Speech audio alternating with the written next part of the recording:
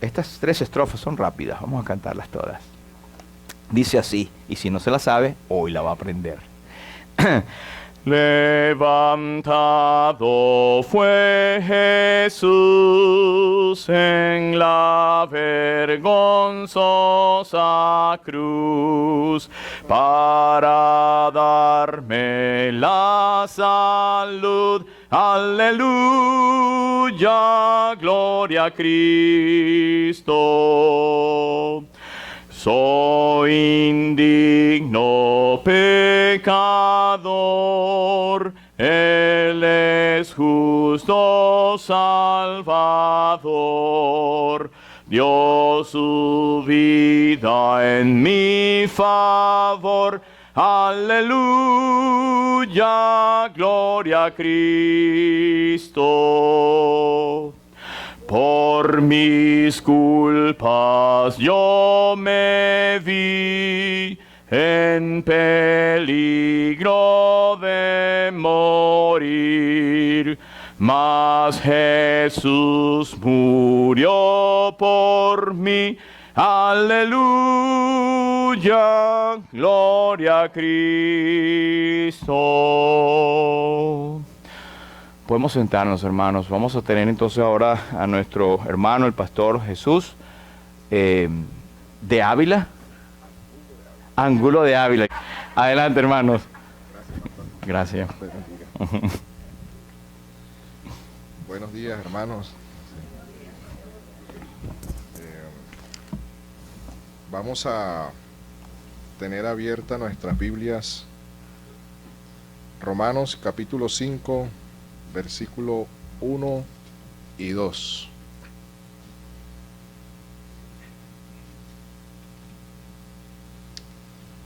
Tengámoslo allí abierto y bueno, gracias al Señor, ya hemos orado porque el Señor esté con nosotros, nos acompañe y nos hable por medio de las Escrituras y su Espíritu nos guíe en esta mañana.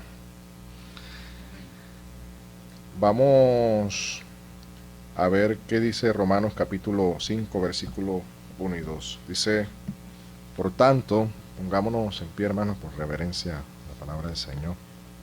Dice, por tanto, habiendo sido justificados por la fe, tenemos paz para con Dios por medio de nuestro Señor Jesucristo, por medio de quien también hemos obtenido entrada por la fe a esta gracia, en la cual estamos firmes y nos gloriamos en la esperanza de la gloria de Dios.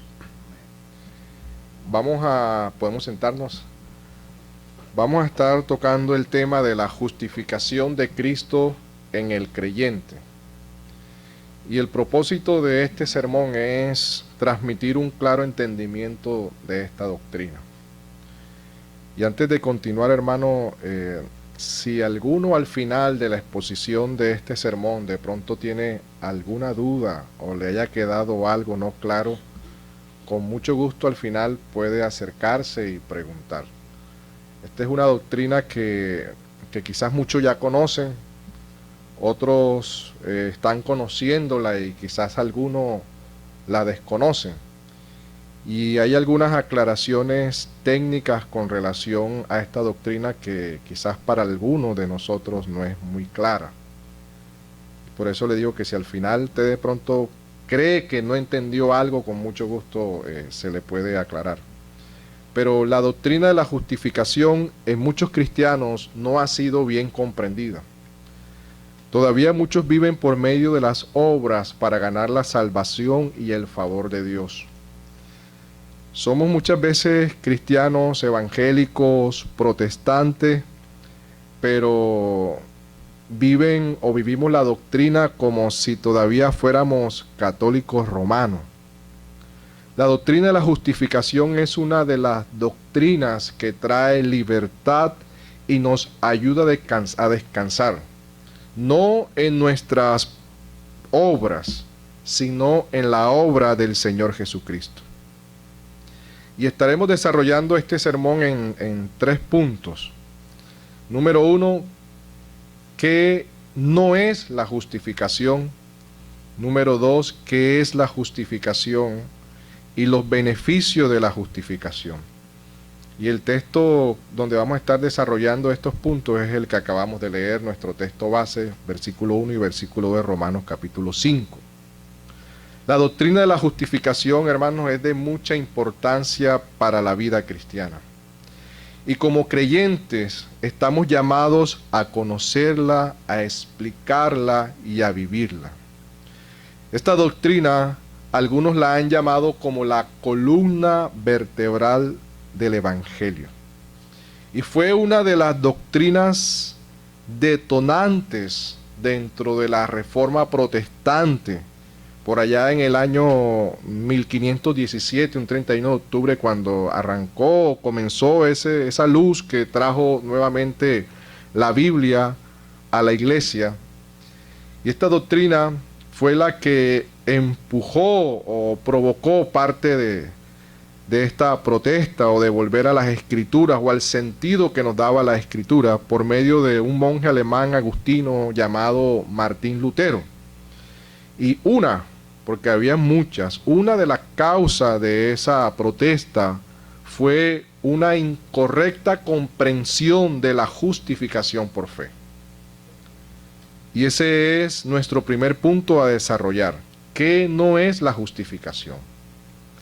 La carta a los romanos fue escrita a una comunidad de cristianos judíos y también de gentiles. Pero al parecer los creyentes judíos estaban teniendo una comprensión equivocada de lo que es la justificación. Ellos creían en ella, pero querían añadir las obras. Esa actitud contrastaba con lo que el apóstol Pablo ya había escrito en Romanos capítulo 3, versículo 20, cuando él les escribe también a estos hermanos de Roma, y dice: ya que por las obras de la ley ningún ser humano será jamás justificado delante de él, porque por medio de la ley es el conocimiento del pecado. En pocas palabras, ningún ser humano será declarado justo, libre de culpa, por medio de las obras de la ley, o por medio de obedecer la ley, hermanos. La ley nunca tuvo la intención de salvar, pero la ley mostraba el carácter santo de Dios y también mostraba o denunciaba al hombre el pecado. Ese fue el propósito de la ley, pero la ley no salvaba. Así lo confirma o lo concluye el apóstol Pablo cuando dice: concluimos pues que el hombre es justificado por fe sin las obras de la ley. O Gálatas capítulo 2 verso 21, cuando también Pablo le escribe a ellos y les dice: pues si por las obras, si por la ley fuese la justicia, entonces por demás murió Cristo. El querer hacer que Dios nos vea como justos, libres de culpa, de condenación ante sus ojos por medio de las obras, es una incorrecta comprensión de lo que es la justificación. Y ese mismo error estaba presente en el catolicismo romano del siglo XVI. La iglesia de la Edad Media creía en la justificación, pero más las obras. Creían que el hombre era libre de culpa por medio del sacrificio del Señor Jesucristo, pero también enseñaban que el cristiano tenía que hacer obras para poder ganar el favor de Dios. Y por eso es que tenían que cumplir penitencias, comprar indulgencias, citar Padre Nuestro, Ave María, misa, etc., para no recibir el castigo de Dios y así ser librado de su ira. Hermano, y justificar no es hacer a los hombres santos en su interior. La justificación no nos cambia interiormente y no es una declaración basada en ninguna manera en bondad alguna que tengamos nosotros. Si la justificación nos cambiara en nuestro ser interior, entonces seríamos declarados justos basado en cuán buenos fuimos o somos. Nuestro ser sí es cambiado por el nuevo nacimiento, donde comienza un proceso de santificación que es progresivo, el cual se manifiesta en nuestras vidas por medio de las obras, como es una moralidad correcta, una conducta correcta, el buen testimonio, el uso correcto de los medios de gracia, como son la oración, ayudar a los necesitados, la lectura de las escrituras, la predicación y demás. Pero eso no nos justifica ante Dios. Eso no nos hace inocentes ante Él. Muchos confunden la justificación con el proceso de la santificación. Y son dos temas totalmente diferentes, son doctrinas totalmente diferentes. Alguien dijo, en la justificación no hay lugar para nuestras obras, pero en la santificación la importancia de nuestras propias obras son inmensas. Hay un equilibrio y tenga eso presente, hermano, para que no se confunda. De ahí que Dios nos ordena a luchar, orar, velar y que nos esforcemos y que trabajemos. La santificación es una obra de gracia dentro de nosotros. Pero la justificación es un acto de gracia hacia nosotros. El significado de justificación es declarar justo, y eso equivale a estar libre de toda culpa y condena. En este caso, es no ser culpable. La santificación es progresiva y es realizada gradualmente. La justificación, hermano, es completa y consumada de una vez y para siempre. La justificación no admite crecimiento ni es susceptible de aumento o de disminución. El creyente goza de la misma justificación en el momento de acudir a Cristo por la fe que la que gozará por toda la eternidad. Pero no así en cambio el proceso de santificación, que uno va creciendo. En las Escrituras, la justificación es contrastada no con un estado de impureza o falta de santidad, sino más bien con un estado de culpabilidad y de condenación. Al hablar con creyentes, uno puede observar que muchos tienen una comprensión equivocada de esta gran doctrina. Muchos confunden la justificación con la santificación.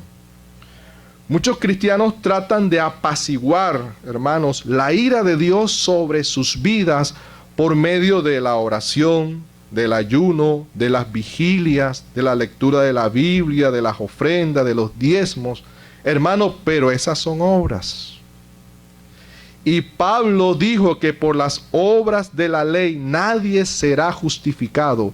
Muchos creen que llevar un buen testimonio y ayudar a los pobres, ya eso es suficiente para recibir el favor de Dios.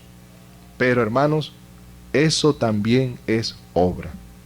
La justificación es un estado que no se puede ganar por los méritos alguno de nosotros. Eso no se puede ganar por ningún mérito que nosotros hagamos. Entonces, si todo lo anterior no me justifica o me hace ganar el favor de Dios, entonces, ¿qué es justificación? ¿Qué entendemos por justificación? Y esta pregunta la vamos a responder en nuestro segundo punto a desarrollar. ¿Qué es justificación? Nuestro texto base que estamos desarrollando dice Romanos 5:1: justificados pues por la fe tenemos paz para con Dios por medio de nuestro Señor Jesucristo. Primero dice justificados. Justificados viene de una palabra griega que es dikaio y tiene una gama de significados, pero en el sentido más común que nos muestra la Escritura y este texto de Romano es declarar justo. Es una declaración legal de Dios donde la culpa es quitada y las consecuencias de la condenación es retirada. Vamos a ilustrarlo de la siguiente manera. Supongamos que estamos en un estrado judicial. Viene una persona que ha sido acusada de cometer algún delito. Esa persona contrata a un bufete de abogados para que demuestren su inocencia por medio de algunas pruebas que ellos tienen que aportar. Resulta que esta persona que está siendo acusada en realidad es culpable, pero vienen los abogados y presentan algunas evidencias, buscan el tema y viene el juez. Y aunque esta persona es culpable, estos abogados mostrando todas las evidencias, el juez dice, bueno, revisando todo esto, esta persona es declarada libre de culpa. Esa es una declaración legal que se da en el ámbito de la ley, donde esa declaración, esta persona la vuelve inocente ante los estrados judiciales. No se le puede condenar. Es una declaración legal, pero esa declaración legal no cambia el interior, el corazón de esa persona. ¿Me entienden hacia dónde queremos llegar? Es una declaración legal. Eres libre de culpa. No encontramos ningún mérito para culparte de eso. Esa declaración legal, esa persona, aunque es culpable por lo que hizo, se pudo demostrar su inocencia y él puede caminar por las calles, viajar, salir y entrar porque tiene una declaración legal que lo excluye de toda culpa. En el caso de los creyentes va mucho más allá, porque es una declaración también legal. Aunque nosotros somos justificados, todavía tenemos luchas con nuestros pecados. Pero el proceso de santificación en nosotros dentro es lo que nos ayuda a mirar más a Cristo y a ir dejando ese pecado. Pero la justificación es una declaración legal. O sea, ya no tenemos que pagar un castigo por el pecado. Ya no hay ninguna condenación para los que están en Cristo Jesús. Legalmente, el juez declaró la sentencia. ¿Quién acusará a los escogidos de Dios? Dios es el que justifica. Dios no nos ve, Dios nos ve libre de toda culpa, de toda condenación. Legalmente hemos sido liberados. El versículo 1 dice justificados, literalmente es siendo justificados. O también habiendo sido justificados. El apóstol Pablo da por sentada la justificación. Allí mismo mire el versículo 9. Dice que pues mucho más estando ya justificado, la parte final.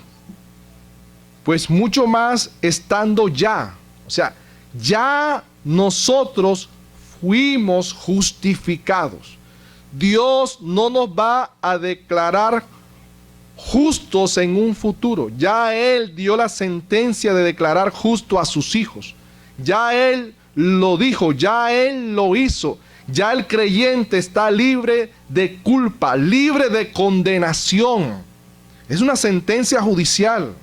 Este hecho ya no se puede cambiar jamás. El veredicto no se puede nuevamente volver a revisar y ser cambiado, hermanos. Dios fue el juez y el fiscal y Él no se equivocó en la sentencia que Él dio.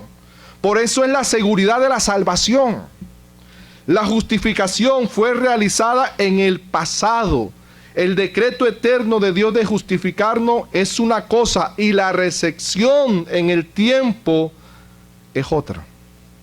Por eso nosotros somos salvos en un momento determinado de nuestra vida. Y hermano, si decimos que la salvación se pierde, que no hay seguridad en la salvación, tenemos que decir que Dios se equivocó en declararnos libres de culpa. Y en este caso ya la declaración de la justificación fue una sola vez y para siempre. La justificación fue realizada en el pasado, pero se cumple en un tiempo determinado en el presente en nosotros. El versículo 1 dice, justificados pues por la fe. La fe es el medio para recibir la justificación, hermano. No las obras, sino la fe. Ahora bien, la fe no es la causa de nuestra justificación, sino solamente el medio para recibirla. Muchas personas confían en su fe y no entienden que es el objeto de la fe lo que salva, y no la fe misma. La fe en sí misma no salva, hermano. Más bien nuestro Señor Jesucristo salva a través de la fe. La fe es el medio, justifica a través de la fe. Ahora, la fe es un don dado por Dios a sus hijos para recibir la justificación, la salvación. Pero, ¿por qué por medio de la fe? ¿Por qué escoge Dios la fe para que nosotros obtengamos la justificación? Me gusta una respuesta que da Gruden en su teología sistemática a esta pregunta. Y dice, la fe de Dios en nuestros corazones es totalmente opuesta a depender de nosotros mismos. Esta fe nos lleva a su verdadero objeto, y el objeto de la fe es nuestro Señor Jesucristo. Él fue el entregado por nuestras transgresiones y resucitado para nuestra justificación. Entregado por el mismo Padre, siendo Él quebrantado y padeciendo hasta la muerte. Jesús pagó nuestra culpa. Jesús recibió el castigo de Dios que nosotros teníamos que recibir. Él fue nuestro sustituto en la ejecución de la sentencia. Sobre Cristo el Padre dijo, te sentencio. La sentencia que era sobre todos los pecadores que yo he llamado para que me sirvan es sobre ti. Tú eres el culpable por ellos. Tú tienes que pagar por ellos. Hermanos, y nosotros no es que Dios pasó por alto, como dijo ahorita el pastor, no es que es algo gratis. Hubo un costo, alguien tuvo que pagar. O sea, alguien cumplió la condena por nosotros. Y ese que la cumplió fue nuestro Señor Jesucristo. Él fue nuestro sustituto en la ejecución de la sentencia dada por el gran juez. En ese sentido, es que el castigo de nuestra paz fue sobre Él. Tú y yo somos el fruto de la aflicción de su alma. Por su conocimiento, Él justificó a muchos y llevó nuestras iniquidades, dice Isaías. Jesús pagó el precio. Nuestra culpa fue quitada. No somos aceptos delante de Dios por nuestras obras. No somos perdonados delante de Dios por nuestras obras. Solo somos aceptados delante del Padre Eterno por la obra de Jesucristo. Dios desde la eternidad determinó castigar el pecado en la persona de Cristo. Cristo pagó por nuestros pecados, pasados, presentes y futuros. Si no fuera así, hermanos, nuestra libertad de la condenación no sería completa. y la culpa persistiría todavía sobre sus hijos. La justificación fue realizada una sola vez y para siempre. Dios en ese momento ve a sus hijos libres de toda culpa, y así nos ve Dios ahora mismo. Libres de toda culpa, libres de toda condenación, porque esa es la sentencia que Él dio. Y eso solo es posible por medio de la sangre del Cordero de Dios. Miren, los verdaderos creyentes jamás serán condenados debido a que han sido ya fueron justificados y la culpa ha sido retirada. ¿Quién acusará a los escogidos de Dios? Hermano, y hay que tener claro lo siguiente, y espero no me malentienda, y quiero hacer una aclaración con relación a unos entendimientos técnicos con relación a esta doctrina. Y es lo siguiente: las aflicciones que a los cristianos les sobrevienen por diversas circunstancias, e inclusive por su pecado, no son estrictamente hablando castigos por causa del pecado, sino más bien la disciplina del Padre eterno. Pero el pecado deja consecuencias en el creyente. Pero esa disciplina no son manifestaciones de la ira de Dios sobre el creyente, ni tampoco sirven para propiciar nuestros pecados, porque esto sería contrario al Evangelio, minimiza el sacrificio de Cristo y aún sería contrario a la justicia de Dios, puesto que Cristo ya pagó nuestra deuda y Dios nos exigiría un doble pago que ya se hizo. Y eso tenemos que tenerlo claro, hermanos. Cuando nosotros pecamos, ay, Dios me está castigando, y sí, de pronto lo podemos entender de esa manera, pero desde el punto de vista técnico de la justificación, no es un castigo, es una disciplina, y esa disciplina duele. Esa disciplina es correctiva. Esa disciplina causa tristeza, y nosotros recibimos la consecuencia de ese pecado, pero el Padre nos trae en amor, nos restaura y nos levanta. Muchos de pronto se estarán preguntando, entonces, ¿qué sucede cuando los creyentes pecan? La respuesta bíblica es que no pierden su justificación, y ojo con esto, sino más bien su comunión con Dios. Miren, si hemos sido justificados en Cristo, nuestros pecados cotidianos, y ojo con esto también, hermano, para que no me malentiendan, nuestros pecados cotidianos no nos pueden condenar. No es que estoy abogando porque, ay, entonces yo voy a pecar, y no se vaya por ese lado, hermanos. Pero si no los confesamos y si no nos arrepentimos de ellos, entonces traerá la disciplina de Dios sobre nuestras vidas. Para entender mucho mejor esto, me gusta la siguiente definición que encontré. Hay una diferencia entre el perdón legal y el perdón paternal. El perdón legal o judicial es recibido en el momento de nuestra justificación. Es decir, cuando llegamos a Cristo, cuando nos arrepentimos, cuando creemos, cuando nacemos de nuevo, cuando el Espíritu Santo viene a nosotros, cuando llegamos convertidos al Señor. Dios me perdona como juez y me recibe como su hijo. Este perdón es una vez y para siempre.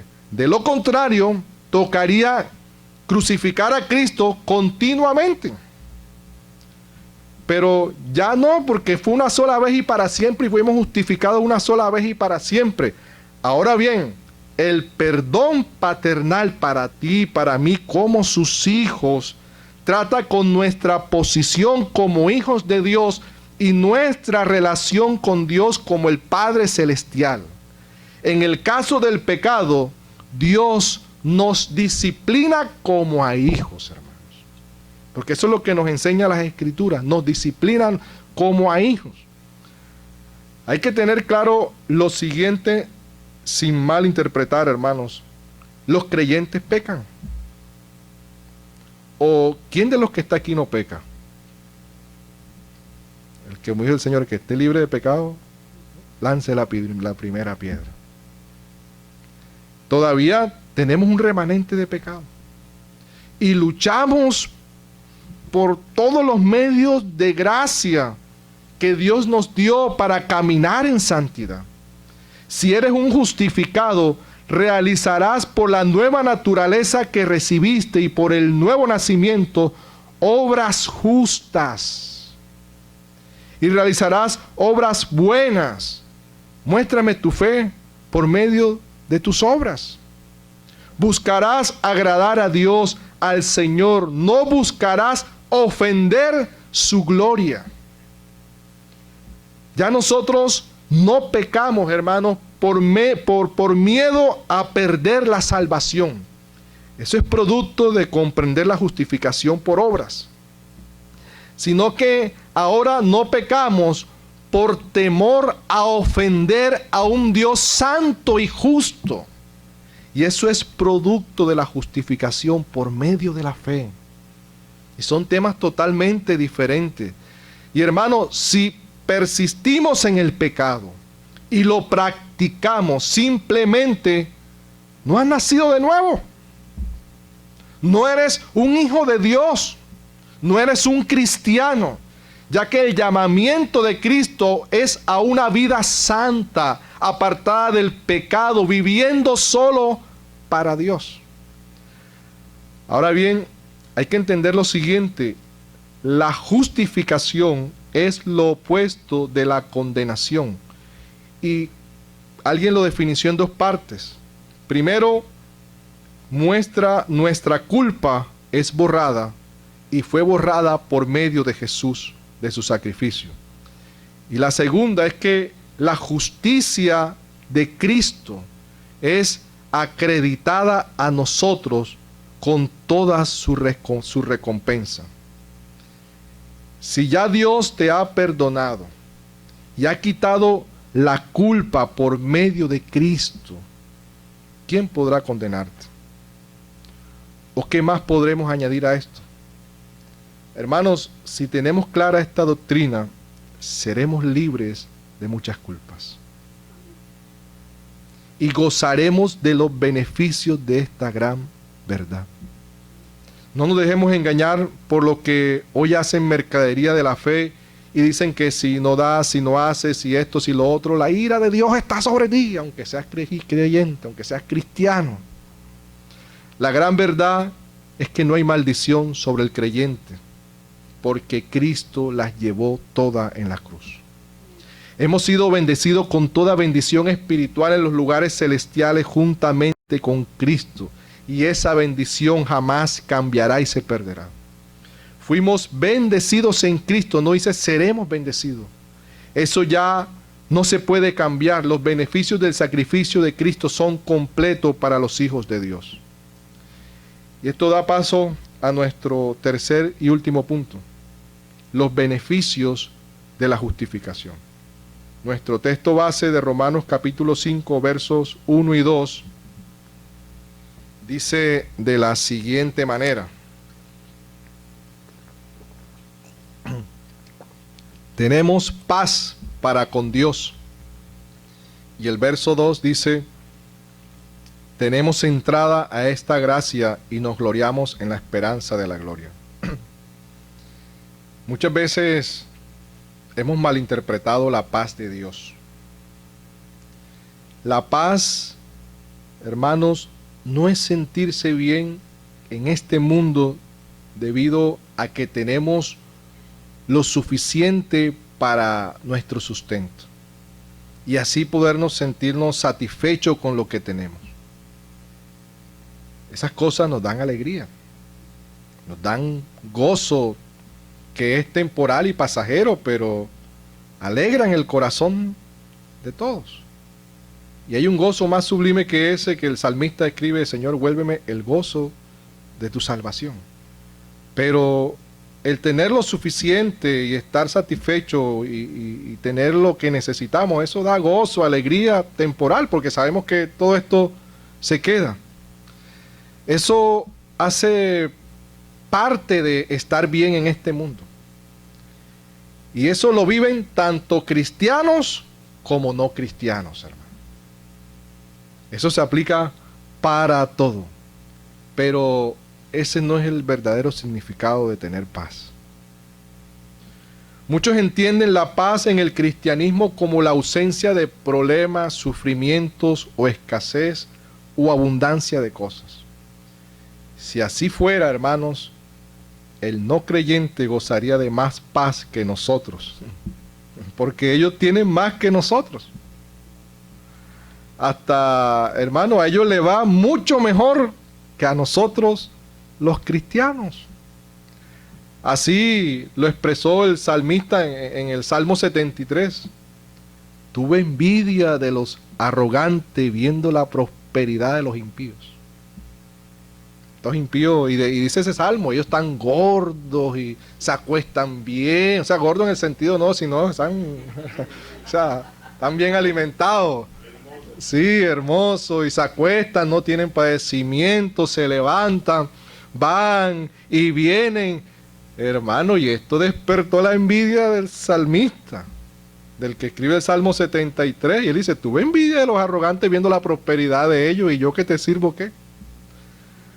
Hermano, pero este hombre entendió que esa no era la verdadera paz. Este salmista, más abajo en ese salmo, él escribe, hasta que entrando en el santuario de Dios comprendí el fin de ellos. O cuando vemos la parábola del rico, alma mía, muchos bienes tienes para muchos años guardados, reposa, come, bebe, regocíjate. Hermano, este sí que tenía gozo y paz en el mundo.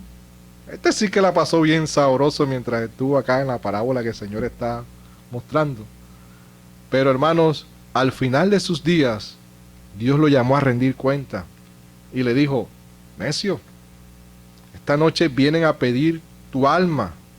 Y después le dice, sé rico para con Dios. Ahí cuando dice, esta noche vienen a pedir, esa palabra en griego es una palabra contable que apunta a un préstamo. Es como si Dios viniese a pedirle cuenta por la vida que Él le dio. Esa es la palabra que está allí en griego. Vas a rendir cuenta. ¿Y lo que has hecho? Entonces Dios dice, sé rico sí, para con Él. Hermano, la paz no es igual, o la paz de Dios no es igual a la paz que da el mundo. Hay dos paz. El Señor dijo, mi paz os dejo, mi paz os doy, no como el mundo la da, yo la doy. Y hermano, el mundo da paz, tanto para el creyente como para el no creyente. ¿Cómo así? En el sentido de que cuando Dios en su misericordia nos hace nacer y nos hace morir sin ningún problema, dificultad y todo lo demás, eso hace parte de estar en este mundo, porque nosotros estamos todavía aquí en este mundo. Nosotros no vivimos en Marte, ni en Júpiter, ni en Saturno. Estamos en el mundo y hay una paz que es temporal, que es momentánea. Pero hermano, es una paz que no es la paz como Cristo la da. ¿Y hacia dónde está apuntando todo esto? El texto base dice, tenemos paz para con Dios. ¿Y cuál es el verdadero significado de la paz para con Dios?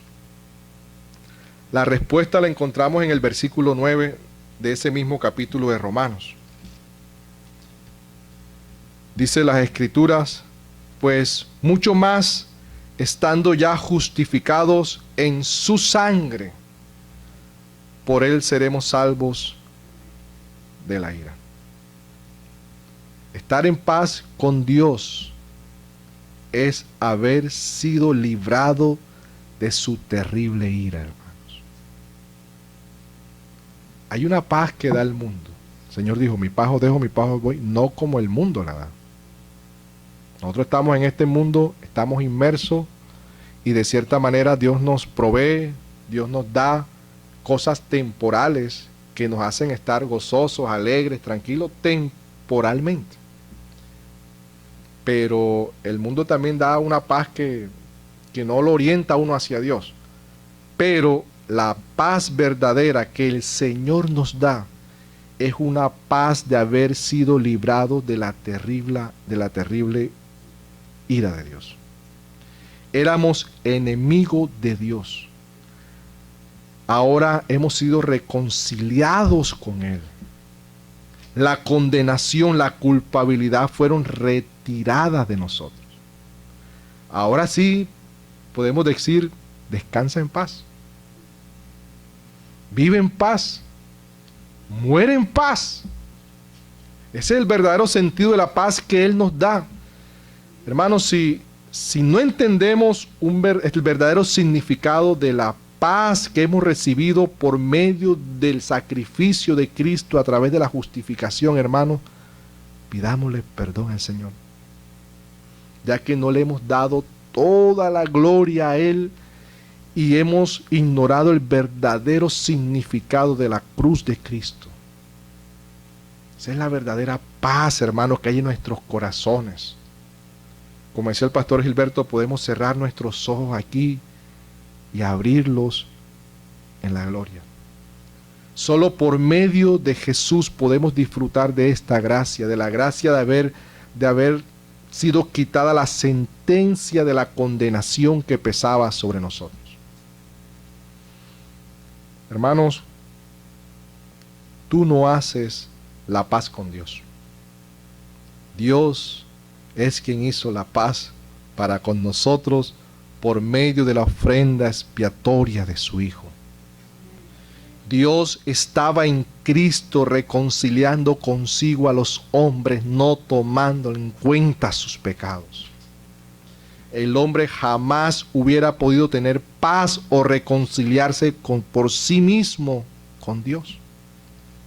Ese es el sentido de la gracia de Dios, humillándose a sí mismo para rescatarnos, para vernos. El Salmo 113, versículos 5 y 6 dice: ¿Quién como Jehová nuestro Dios, que se sienta en las alturas, que se humilla a mirar en el cielo y en la tierra? Dios, solo con mirarnos, hermanos, se humilla. Salmo 113, versos 5 y 6. Dios solo con mirarnos se humilla. Y que Él lo haya hecho para con nosotros es de pura gracia. Pura gracia. No de parte de nosotros para Él, sino de Él para con nosotros. Él fue el que se inclinó, Él fue el que inclinó su cabeza y posó sus ojos sobre nosotros. Por eso ahora tenemos entrada esta gracia por su favor, por su gran amor, a pesar que Él sabía que nosotros éramos pecadores, Cristo murió por nosotros. En toda la obra de la salvación, la gloria es totalmente de Él. Dios buscando al hombre, no el hombre buscando a Dios. No es tan solamente que tú aceptes al Señor. Muchos creen que Dios está suplicando al hombre para que lo reciba y lo acepte y lo deje entrar como si, que ya hablamos, como si Dios fuera un moribundo pidiéndole al hombre permiso, que lo deje entrar en su vida. Porque ese es el evangelio que muchas veces hemos transmitido, un evangelio que mendiga al hombre. Pero hermano, en este caso es el hombre el mendigo y Dios es el rey. Debe ser todo lo contrario. Debemos de presentar a Cristo de tal manera que haga suplicar el corazón del hombre misericordia, gracia y perdón al juez del universo, para que Él lo acepte solamente por medio de la obra del Señor Jesucristo. Eso lo cambia todo, hermanos. Eso cambia nuestra forma de buscar, de adorar y de servir al Señor. En el juicio final, ¿cuál crees que será la declaración final de este juez sobre tu vida, sobre mi vida? ¿Culpable o libre de culpa? Solo si estamos y morimos en Cristo, la declaración final será: tú eres justo, tú eres libre de culpa. Pero ¿saben qué? Allá no es que nosotros vamos a ir: Padre eterno, aquí llegué. Hermano, uno va a llegar: ¿dónde está el Señor? Ven tú adelante, yo voy atrás de ti. Hermano, Él es nuestra justicia. Él fue el que murió. Él fue el que resucitó. Y eso quita todo miedo de nuestros corazones. Yo sé que da temor, hermano, presentarnos ante Él. Pero entendiendo la doctrina de la justificación, vamos ahora sí a acercarnos confiadamente al trono de la gracia, hermano. Y vamos a alcanzar oportuno socorro. Solo si estamos en Cristo, la declaración final será libre de culpa. Pero si morimos lejos de Él, será culpabilidad. El Señor los bendiga, hermanos. El Señor los guarde.